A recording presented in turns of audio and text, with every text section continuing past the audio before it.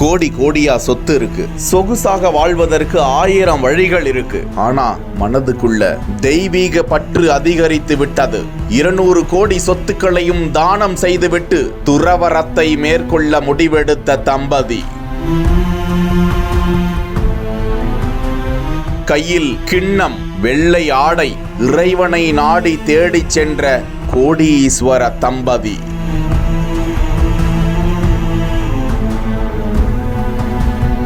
நிரந்தரமான சந்தோஷம் இறை வழியில் மட்டுமே என உணர்ந்து விட்டதாக கருத்து.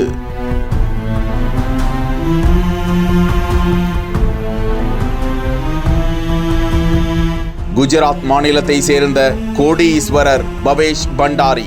அவருக்கு 200 கோடி சொத்துக்கள் உள்ளதாக கூறப்படுகிறது. இந்த தம்பதி துறவரம் மேற்கொள்வதாக அறிவித்திருப்பதுதான் தற்போது அந்த மாநிலத்தில் பரபரப்பு செய்தி.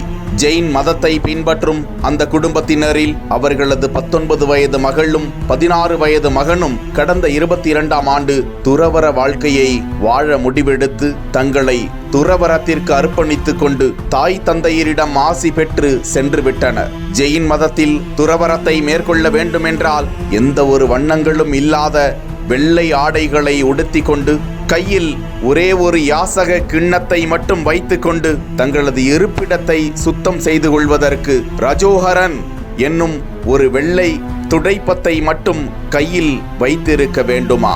இது மட்டுமே அவர்களுக்கு சொத்து.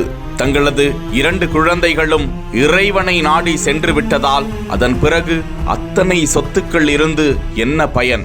இறை வழி மட்டுமே சந்தோஷம். அந்த வழியில் மட்டுமே ஆசை, பொறாமை, கோபம், பயம் உள்ளிட்டவற்றுக்கு வழியே கிடையாது என்பது அவர்களது கருத்து. இதனால் பவேஷ் பண்டாரியும் அவரது மனைவியோடு ஜைன மதத்தில் தீக்ஷா எடுத்துக்கொள்வது என முடிவு செய்து துறவரத்திற்கு செல்ல தங்களது சொத்துக்கள் அனைத்தையும் தானம் செய்ய முன்வந்து தங்களது 200 கோடி சொத்துக்களையும் தர்மம் செய்திருக்கின்றனர். தங்களிடம் எந்த ஒரு பொருளோ வசதிகளோ இல்லாமல் யாசகம் செய்து உயிர் வாழ நாடு முழுவதும் வெறுங்காலுடன் திரிய வெள்ளை ஆடைகளை உடுத்தி கொண்டு யாசக கிண்ணத்தை கையில் ஏந்தி கொண்டு துறவர வாழ்வில் மகிழ்ச்சியோடு பயணம் செய்ய தொடங்கிவிட்டனர். அவர்களது துறவர உறுதிமொழிக்கு பிறகு தங்களது அனைத்து குடும்ப உறவுகளையும் துண்டித்து இறை வழி ஒன்றை மட்டுமே ஏற்றுக்கொண்டு பயணம் செய்வர் என்பது குறிப்பிடத்தக்கது.